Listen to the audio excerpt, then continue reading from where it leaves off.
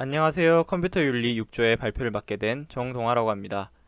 6조에서는 스미싱, 스피어피싱에 대한 고찰을 주제로 조사해 보았습니다.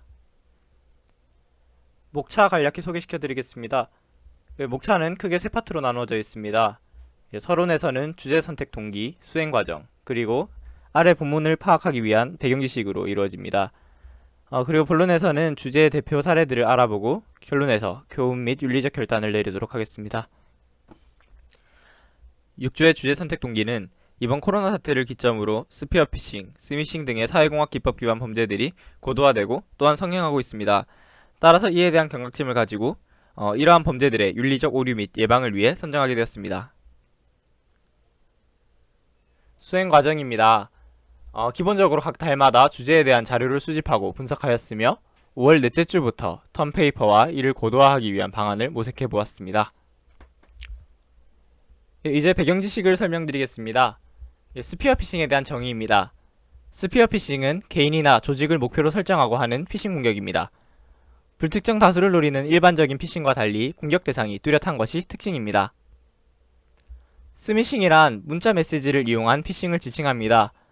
보통 가짜 웹주소를 뿌려서 이를 통해 개인정보나 금전 등을 탈취하는 기법입니다. 보이스피싱은 대부분 알고 계시다 생각해서 간단히만 설명드리자면 이제 전화로 협박 또는 회유를 통해서 돈을 뜯어내는 그런 피싱 기법입니다. APT란 Advanced Persistent Threat의 약자로 특정 대상을 목표로 지속적으로 정보를 탈취해 공격을 가하는 해킹 기법입니다. 이 공격 자체를 수행하는 조직을 일컫기도 합니다. 세계적으로 각국마다 APT 액터는 대부분 존재하며 각국의 목표에 따라 움직입니다. 이제 본론으로 넘어가서 대표 사례들을 살펴보도록 하겠습니다. 4월의 대표 사례는 콘이라는 APT 그룹의 소행으로 추정되는 스피어피싱 공격입니다. 이 피싱은 마스크에 대한 관심을 이용해 스팸 메일을 발송해서 피해자들의 정보를 탈취하고 이를 이용해 지속적인 피싱 공격을 한 사례입니다. 이 사례에서 메일의 익명성과 발언의 자유에 대한 충돌을 윤리적 쟁점으로 두고 중점적으로 분석해보았습니다. 장점은 발언의 자유 보장입니다. 메일 송신은 부분적으로 익명성을 보장받을 수 있습니다. 특히 사설 SMTP 서비스를 이용하면 아이디를 제외한 모든 정보가 드러나지 않습니다. 따라서 이러한 익명성을 기반으로 발언의 자유 또한 보장될 수 있습니다. 단점은 이러한 익명성 때문에 스피어피싱 공격이 가능하게 되는 것입니다. 이를 이용해 피해자의 프라이버시가 침해되며 이는 정보통신망법 제48조를 위반하게 됩니다. 이에 대한 6조의 논평입니다. 메일 송신에 있어 익명성과 발언의 자유를 보장하는 것은 윤리적으로 옳다고 생각합니다. 하지만 악의적인 첨부 파일 혹은 링크를 통해 피해자의 프라이버시를 침해할 수 있습니다. 이를 통해 피해를 발생시키는 순간 더는 윤리적으로 올바른 것이 아니라 생각합니다. 따라서 개인의 권리를 보장하는 것도 중요하지만 타인을 침해하지 않는 것이 더 중요한 가치라고 생각합니다. 5월에는 휴대폰 소액 결제를 하려는 사용자들을 대상으로 스미싱이 이루어진 사례가 발생했습니다. 휴대폰 소액 결제를 대행하거나 그것을 이용해 현금을 인출해준다는 문자로 피해자들의 금전을 갈취한 사례입니다. 이는 생체인식을 이용한 보안인증의 간편화 때문에 더 큰 피해가 발생됐다고 보여집니다. 따라서 간편해진 결제수단의 윤리적 쟁점을 살펴보았습니다. 우선 장점은 생체인식을 이용해서 보안인증이 간편화됨으로써 기존 복잡했던 결제수단이 간편하게 되었습니다. 이는 모바일 시장의 발전에 긍정적인 영향을 가져온 것으로 보여집니다. 단점으로는 이러한 간편한 결제와 현금화를 할 수 있다는 점을 미끼로 불법 대행 업체가 생겨나서 이를 이용해 개인정보를 탈취하고 스미싱 및 스피어피싱으로 이어진다는 점입니다. 논평입니다. 생체 인증 등을 활용한 간단한 결제 수단이 생긴 것은 긍정적인 영향이나 이를 이용해 소액 결제 사기나 정보 유출이 발생할 수도 있습니다. 따라서 바이오 정보 사용은 하되 개개인이 경각심을 갖고 기존보다 더 유출에 유의해야 할 것입니다.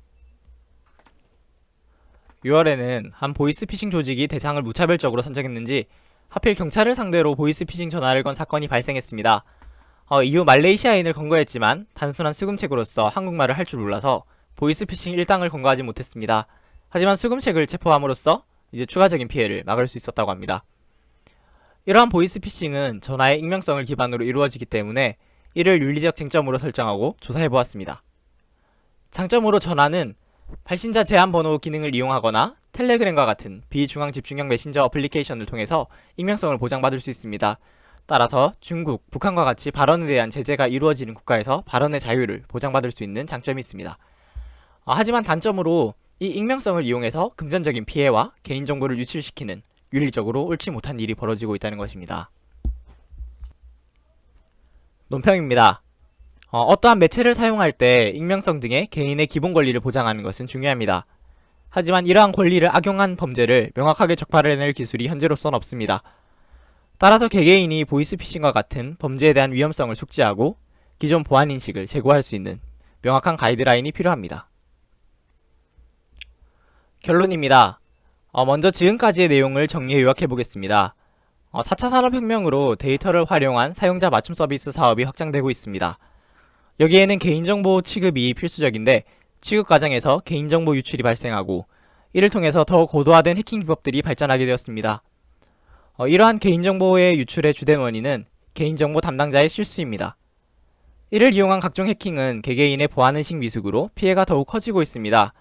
즉 보안에서 휴먼 엘리멘트, 즉 인적 자원은 매우 중요한 요소입니다. 이러한 사례들을 통한 교훈은 여러 보안 솔루션이 필요하고 또 각 담당자들의 교육을 통해서 피해를 최소화할 수 있다는 점입니다.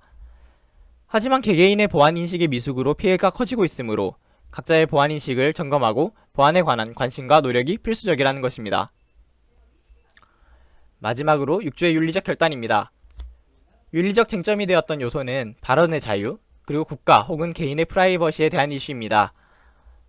윤리적 판단을 내린 결과 윤리적 관점에서 인적 자원에서의 에러를 줄이고 추후 기술적으로 공격자를 추적해 처벌할 수 있는 사회의 기반이 다져져야 된다고 생각했습니다.